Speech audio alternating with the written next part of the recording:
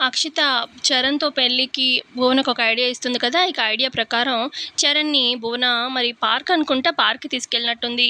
మరి భువన కంట్లో ఏదో డస్ట్ పడిందన్నట్టుగా యాక్షన్ చేస్తూ ఉంటుంది. ఉండు నేను చూస్తాను అని చెప్పి చరణ్ ఇక భువన కళ్ళలో ఊదుతూ ఉంటాడనమాట దగ్గరగా కూర్చొని.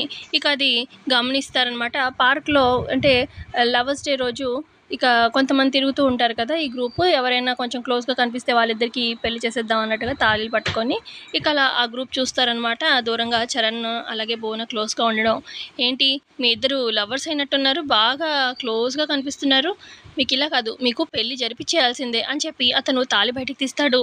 అదేంటి సార్ మేమేమి లవర్స్ కాదు. అలా అంటారేంటి పెళ్లి చేసుకోమని అని చెప్పి చరణ్ అంటూ ఉంటే ఇటు భువన అయితే ఆ తాళిని చూసి మురిసిపోతూ ఉంటుంది. నాకు మీరు కాదని చెప్పినా నేను నమ్మను. మీరు మాత్రం పెళ్లి చేసుకోవాల్సిందే. ఆడపిల్లకి అన్యాయం అయితే మేము ఊరుకునేదే లేదు. కడతావా లేదా అని చెప్పి చరణ్‌ని బెదిరిస్తారనమాట. ఇక చరణ్ చేతికి తాళిస్తారు కట్టమని. ఇక చరణ్‌కి వేరే ఆప్షన్ లేక తాళి కట్టాల్సొచ్చేలాగా అనిపిస్తూ ఉంటుంది. చేతిలో తాళి తీసుకొని ఇక భువనకి కట్టబోతూ ఉంటే ఆగండి, ఆగండి, ఆగండి అనుకుంటూ పల్లవి అక్కడికొస్తుంది. అన్నా మీరు ముందు వెనకాల ఏమీ తెలుసుకోకుండా తాళి కట్టేయమంటారేంటి ఆ అమ్మాయికి? ఇదిగో నేను ఆల్రెడీ మా ఇద్దరికి పెళ్ళయింది. నేను ఇదిగో ఈ చరణ్‌కి భార్యని అనగానే, "నువ్వు భార్యవా? నేను నమ్మను" అని చెప్పి అతను అంటూ ఉంటాడు.